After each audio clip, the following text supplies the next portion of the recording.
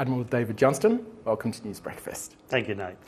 Massive congratulations on your appointment to CDF. I know you're only just feet in the door sort of thing, but what a way to start with exercise Pitch Black.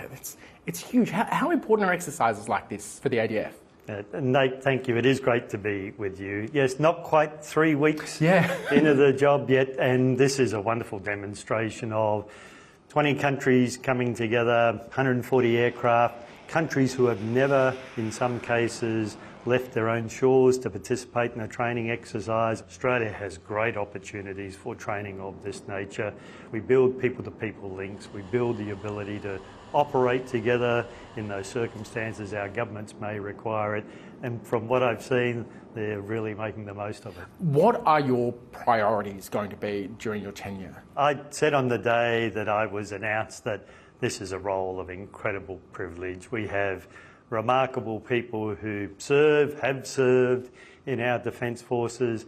So I'm very conscious of the responsibility of the role I have to the people in it. Of course, I have a responsibility to the government to make sure the Australian Defence Force can do what they might need us to do. We've got a very clear roadmap has been given to us, the defence strategy that the government released in April. So I've got a clear understanding of the type of force that we need, but also a very clear understanding of how important our workforce is within it. If things escalate quickly with China, obviously there's no way of knowing exactly what's going to happen given your orders from government. But are we ready? Are you ready to be a wartime defence chief? We have a remarkable Australian Defence Force. It's improving every day. We're bringing space and cyber and new equipment in. We have a ready ADF. We are ready for the roles that the government may ask us to do. We don't think that scenario you painted is in our imminent future, but we're ready from being able to support our community as we've done in bushfires and other circumstances through to supporting our region where they may need it. I've just come from Fiji where we've transferred bushmasters for their peacekeeping operations. Sunday I was in Vanuatu where we've gifted a new landing craft for their own national resilience. So we're ready to support the region and we're ready to perform the roles that we're asked. But we are transforming ourselves to a new force and it is important that we do so. I'll bring it back then to the recruiting and the workforce, because I guess we've got that situation in the back of the mind. How do you keep getting a message through that to keep people rocking up at Defence Force recruiting? So I think we describe well the people, what a remarkable career you can have and what a remarkable group of Australians you get to work in. My career has been full of people of all ranks who have taught me, supported me, made me a better person as an officer.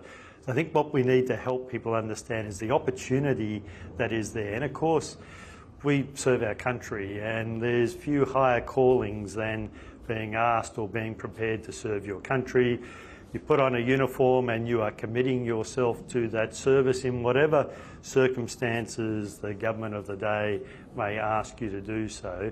But that message is really important, that we help people understand what they could be doing, that we make, I think, wonderful people who come through the Defence Force and give them the opportunities. Where are we at now in the ADF culture-wise, and where do you want to move things? So it will and continues to be ongoing work, and certainly the ADF I joined, the Navy, I had all-male crews in probably the first half of my career. You look at the crewing environment now, mixed crews, really healthy, really working well.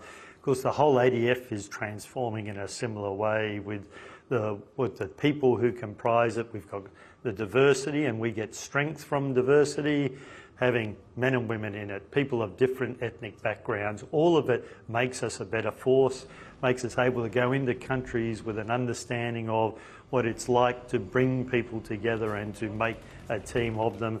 It is a great team of people, but we've got ongoing work. We need to show that those values that we hold ourselves to, service, courage, respect, integrity, excellence, That's the behaviours we're demonstrating to each other, and we're continuing to work to do so. Recently, there was the concerning news of this Brisbane couple linked to the ADF, charged under the new laws that essentially said that they were spies. How does that change what you're doing? So we know we're operating in an environment that is increasingly competitive, and there are many countries involved in it. I won't comment on the particular circumstance of that case, but we do need to have dual citizens in the ADF. There are many dual citizens in our community. We need to be representative of the community that we are, but we need to have confidence that our vetting procedures work well, that we make sure that the security checks, not only at the point of entry into the ADF, but all the way through a career, continues to give us confidence in the people. Of course, for the enormous majority, that's exactly the case, and they are great patriots for our country. But we need the systems that enable us to detect when that mightn't be the case. And in that particular matter, it was our systems that helped flag there were issues. So we're confident that the processes are sound, but we will keep working to make them better. One maybe a little more personal, David, if I may. When CDF goes home, takes off his cams, what does CDF do? At the moment when I go home, there's a 10-week-old golden retriever puppy there who demands attention, of course. So I enjoy spending time with my family. I'm now part of a family with a young dog to keep training. Look, best of luck. Being essentially a new dad, but I think that's going to be the best trained puppy ever known, like in one day. So thank you so much for joining us on News Breakfast, and best of luck during your tenure. Thanks for the opportunity, Nate.